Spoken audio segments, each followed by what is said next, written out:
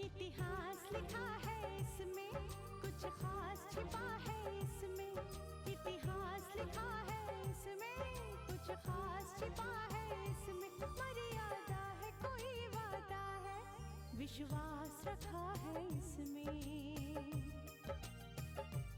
सात फेरों से मिला ये तो उपहार है, मेरा श्रृंगार है, मेरा श्रृंगार है, मेरा श्रृंगार है, मेरा श्रृंगार है।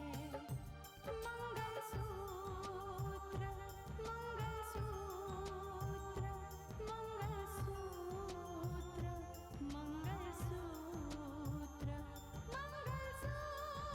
मंगलसूत्र, मंगलसूत्र,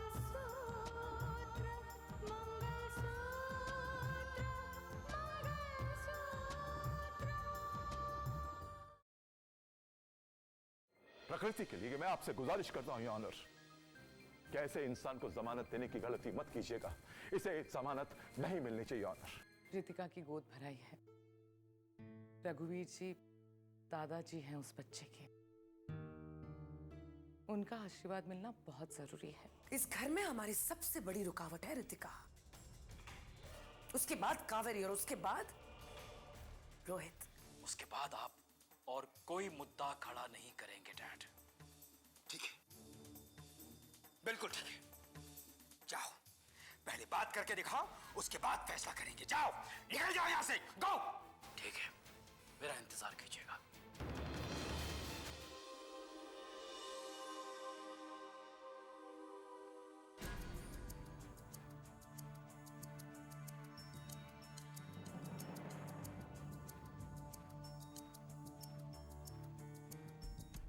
राहुल, क्या बात है? साक्षी, माँ बहुत उदास है, अपने कमरे में बैठे रो रही हैं। मैंने उन्हें कितना समझाने की कोशिश की मगर कुछ समझने को तैयार ही नहीं हो रही है। उनकी हालत देखकर तो मुझे भी बहुत दुख हो रहा है राहुल। कहीं ऐसा तो नहीं कि हम उनका दिल दुखा रहे हैं? नहीं साक्षी, यही तो अपनापन है और इसी रिश्ते की कशिश को मैं कायम रखना चाहता हूं और इसलिए मैं तुम्हें अपने साथ लेकर जा रहा हूं। और वैसे भी साक्षी, हमारी छुट्टियों में आया करेंगे ना। बल्कि मैंने माँ से यह भी कहा है कि जैसी दुनिया में नन्ही परी आएगी ना, सबसे पहले उसे माँ के पास लेकर जाऊंगा, उनके आशीर्वाद के लिए। क्या ये कह देने से माँ के आंसू रुक जाएंगे राहुल? जब हम इस घर में आए थे, माँ जी को ऐसा लगा था कि उनकी सारी खुशियां वापस आ गई है, और अब जब हम इस घर से जा रहे हैं तो उन्हें दुख तो होगा ही ना राहुल। तुम बिल्कुल ठीक कह रही हो, लेकिन ये जानने के बाद कि मैं इस घर का बेटा नहीं हूं, वो सच्चाई जानने के बाद एक अनजानी सी दीवार आ गई बीच में। उस सच्चाई ने दिल के वो सारे अधिकार छीन लिए हैं साक्षी। लेकिन राहुल, दिल के रिश्ते तो मजबूत हुए हैं ना? हाँ साक्षी, और इसीलिए मैं इन रिश्तों को कमजोर नहीं करना चाहता। साक्षी, अभी ट्रेन का टाइम हो रहा है, मैं निकलना चाहिए। तुम एक काम करो, माँ से ना एक बार और बात कर लो। उनको समझाओ कि हम भले ही दूर जा रहे हैं लेकिन कभी दूर होंगे नहीं, हमेशा उनके दिल के करीब रहेंगे। ठीक है, तुम जाओ साक्षी, एक बार माँ से और बात कर लो। हाँ, मैं जब तक सामान गाड़ी में रखता हूं। ठीक है राहुल।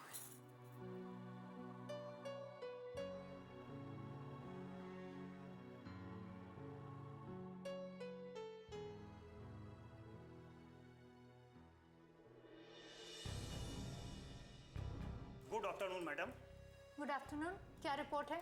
मैडम, जिस नंबर से फोन हमें आया था वो नंबर पूरी तरह बंद है और उस नंबर का कुछ क्लू भी नहीं है जिससे ये पता लगाया जा सके उस नंबर का असली मालिक कौन है। मतलब ये कि बात खत्म, उस तक पहुंचने के सारे रास्ते बंद हो चुके हैं? सॉरी मैडम, अगर वो नंबर एक बार भी चालू होता तो हम उसे ट्रेस करके उस तक पहुंचने की पूरी कोशिश करते। अब तक फोन बंद है तो जाहिर सी बात है कि उसने सिम कार्ड निकालकर फेंक दिया होगा और फोन कभी ऑन नहीं होने वाला। आजकल मुजरिम बहुत चालाक हो गए हैं और अगर उनके हाथों में कानून की हथकड़ी पहनानी है तो पुलिस को उनसे भी आगे सोच रखनी पड़ेगी। तो अब क्या करें मैडम? वो जो कोई भी हो, जब तक पकड़ा नहीं जाता तब तक कोई लापरवाही नहीं होनी चाहिए। जज साहब के घर के आसपास पुलिस तैनात कर दो जो हर वक्त जज साहब के घर पर नजर रख सके। जी मैम। मैं नहीं चाहती कि मुजरिमों ने जो धमकी दी है वो उन्हें सच करने की कोशिश भी कर सके। मैडम, जिस केस को लेकर बात यहाँ तक पहुँची है उस केस में जीत पुलिस और कानून की हुई है, जमानत किसी को नहीं मिली है। हाँ इंस्पेक्टर, जाहिर सी बात है कि मुजरिम अपने हार से पूरी तरह बौखला गया होगा और शायद हो सकता है वो फिर से फोन करे। तुम मैडम के घर के फोन टैप कर दो और एकदम तैयारी में रहो। जैसे ही उसका फोन आता है, वो जहां कहीं भी हो, जिस किसी इलाके में हो, वो बचना नहीं चाहिए।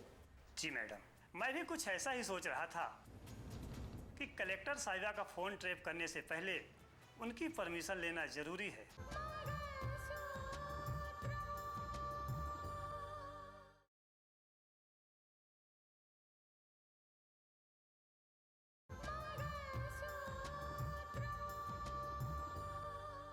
कि कलेक्टर साहिबा का फोन ट्रेप करने से पहले उनकी परमिशन लेना जरूरी है। मैं उनसे बात कर लूंगी, तुम वही करो जो मैंने कहा है। Okay ma'am.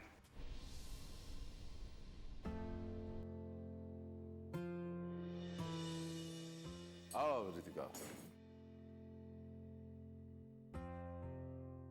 बेटा आ गई तुम? हाँ बुआ जी, बहुत थक गई हूँ आज। रितिका बेटा, भैया और मैं सोच रहे थे कि कल पंडित जी को बुला ले, गोद भराई का मुहूर्त निकलवाने। वो मुझे नहीं लगता मानस को कोई एतराज होगा। इनफैक्ट वो अपने पापा से इसी बारे में बात करने गए हैं। किस सोच में पड़ गई? कुछ नहीं पापा, मैं सोच रही थी कि आप फिर भी एक बार मानस से बात कर लेते तो अच्छा होता। ठीक है, अगर तुम्हें ऐसा लगता है तो फिर खुद बात करके देख लो।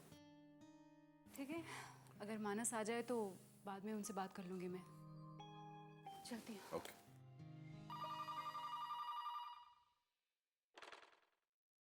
हेलो। आवाज तो पहचान ली होगी आपने।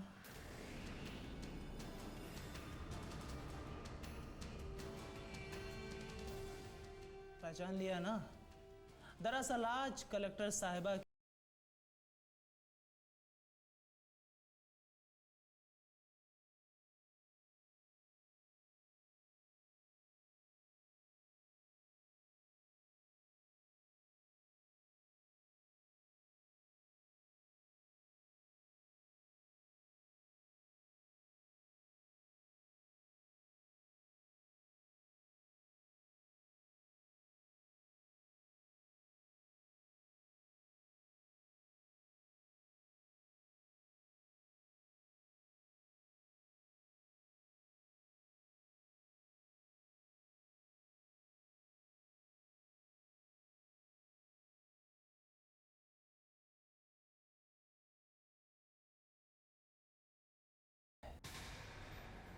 पछताना तो उन्हें पड़ेगा ही। देखो क्या चाहते हो तुम? हाँ, ऐसा लगता है कि तुम एक बहुत अच्छे इंसान हो। क्यों कर रहे हो ऐसा? क्या चाहिए तुम्हें? पैसे चाहिए? बोलो, कितने पैसे चाहिए? मैं देती हूँ ना। और देखो बेटा, अपने बॉस का नाम बता दो। देखो मैं तुमसे वादा करती हूँ, पुलिस तुम्हें गिरफ्तार नहीं करेगी, कुछ नहीं होगा तुम्हें। बुआ जी, एक मिनट, आप जितनी देर बात कर सकते हो ना करते रहिए, हमारे लिए अच्छा है।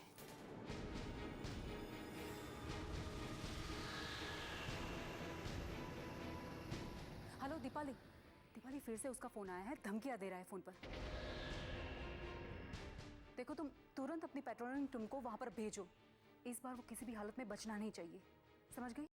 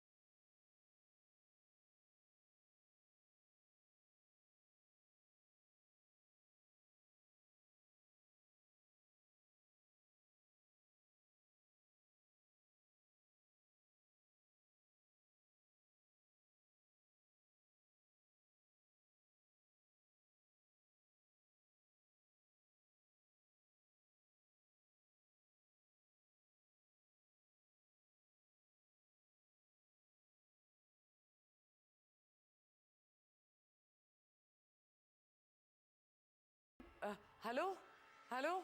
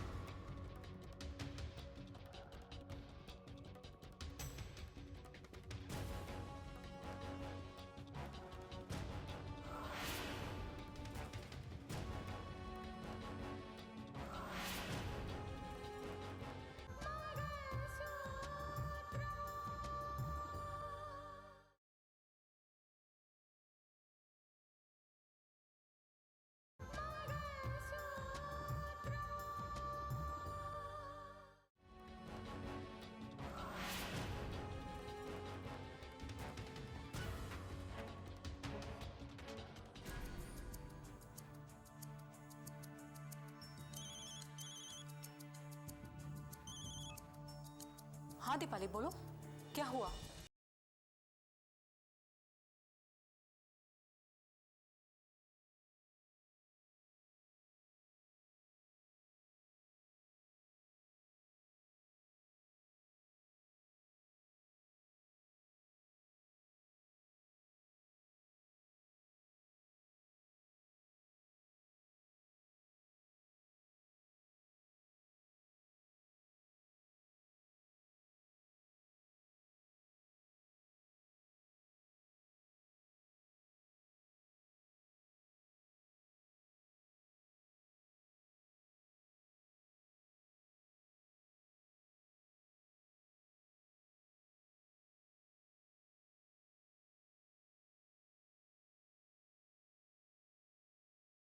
रहा था, कह रहा था कि तुम मुझे फंसाने की कोशिश कर रही हो ना।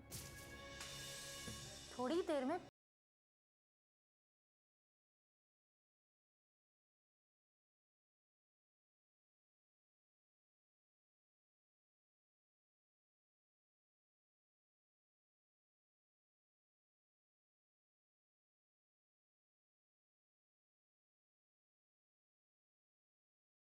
जमानत नहीं मिली, इस बात का उसे गुस्सा है।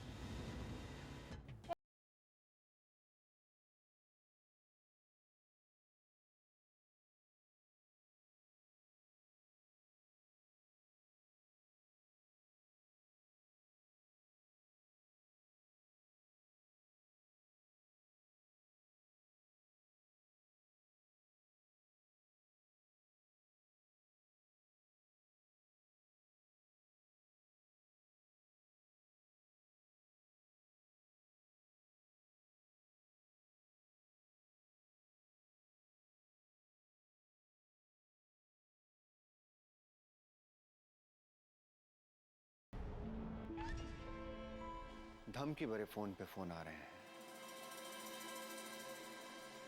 जो भी फोन कर रहा है दीदी, वो इस बात को अच्छी तरीके से जानता है कि ये रितिका का घर है और रितिका एक कलेक्टर है। अब आप सोच लीजिए, जो आदमी कलेक्टर के घर पे फोन करके उसे धमकी दे सकता है, उसके जुनून की हद क्या होगी। और मैं तो कहता हूं कि ऐसा जुनूनी आदमी कुछ भी कर सकता है, कुछ भी। तुम ठीक कह रहे हो सूर्या, लेकिन भैया है वो इस बात को समझने को तैयार ही नहीं। और रितिका पर इस बात का कोई असर ही नहीं पड़ रहा। दीदी, मुझे तो बहुत डर लग रहा है। बेशक रितिका के आसपास पुलिस वाले हैं, उसके गार्ड्स हैं, लेकिन आपने देखा ना, ये धमकी देने वाला कोई सरफरा लगता है। ये कभी भी कहीं से भी वार कर सकता है। और एक बात और दीदी, ये मारने वाला कोई जरूरी नहीं है कि गोली चलाकर ही मारे। वो मारने के लिए कोई भी रास्ता अख्तियार करेगा। करूं क्या समझ में नहीं आ रहा। रितिका को ऑफिस जाने से रोक लूं, कहूं कि डर के मारे घर बैठ जाए, या फिर अपना फर्ज ना निभाए। कावेरी जी, क्या बात है? नहीं, वो सुबह से धमकी भरे फोन आ रहे हैं। अदालत ने जमानत नहीं दी ना, इसीलिए वो क्या कहते हैं, बौखला गया है। हैरानी की बात है, ये हमारी पुलिस कर क्या रही है? एक गुंडा बार बार कलेक्टर के घर फोन करता है, धमकी देता है, और पुलिस उसे पकड़ नहीं पाती है। हम लोगों को क्या मैसेज दे रहे हैं? जब कलेक्टर का घर सेफ नहीं है तो कमाल है मानस, आप तो रिपोर्टर्स की तरह से सवाल कर रहे हैं। अरे भाई, पुलिस क्या करेगी क्या नहीं करेगी, हमें क्या मतलब है इस बात से? हमें अपनी रितिका की सेफ्टी चाहिए, उसकी सुरक्षा, बस। मानस, आप समझाइए ना रितिका को। मानस, आप रघुवीर जी से मिलने गए थे ना? जी गया था। रिश्तों को फिर से एक बार जोड़ने की कोशिश करने गया था, लेकिन डैड ने अपने हाथों से बाप और बेटे के रिश्ते का गला घोट दिया है।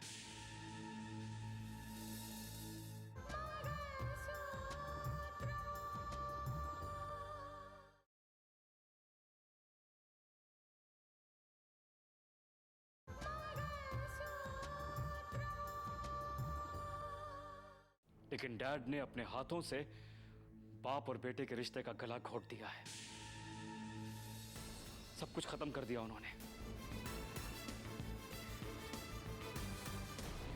लेकिन आप लोगों को इस बात के लिए परेशान होने की कोई जरूरत नहीं है।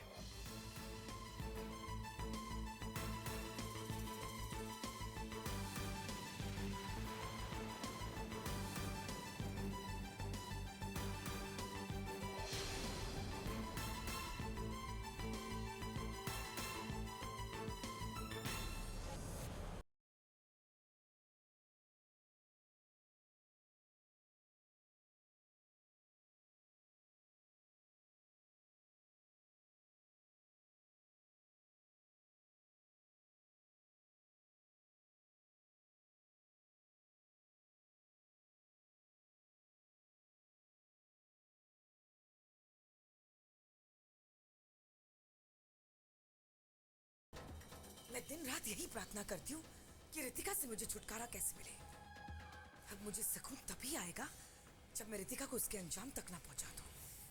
काश काश तुमने इस काम को उसी वक्त अंजाम दे दिया होता जब रितिका कमजोर और आधी अधूरी पड़ी घर में बैठी थी। मेरा मतलब सस्पेंड थी तो कोई मुद्दा ही नहीं उठता। तुम्हें पता है ना मेघना, उस वक्त सूर्या भी यहाँ नहीं थे, और जिस तरह इस काम को अंजाम देना था उस वक्त और इस वक्त में बहुत फर्क है। ये है वो सांप का जहर जिसके बारे में आपने कहा था। काश इसके बारे में आपने पहले कहा होता ना, तो मैं ये इंतजाम बड़े आराम से कर लेती। ये लीजिए।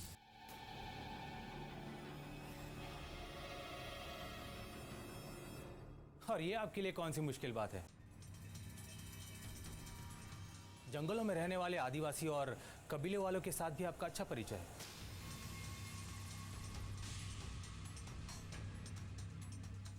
ये एक दुर्लभ किस्म का सांप का जहर है कि जब वो काटता है तो इंसान को पता ही नहीं चलता कि उसे सांप ने डसा है। और ये जहर जब इंसान के शरीर में घुलने लगता है ना, तो धीरे धीरे इसका असर शुरू होता है। धीरे धीरे मतलब कितने देर में? इसके असर होने में 2-3 घंटे लगते हैं।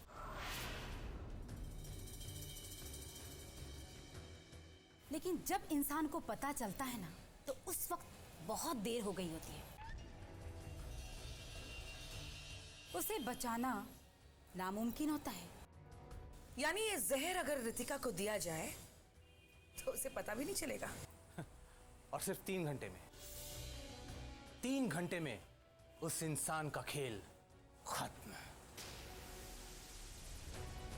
लेकिन ये काम को तुम सोच समझ कर अंजाम देना, ताकि दुनिया को ये लगे कि रितिका को सांप ने डसा है और वो मारी गई।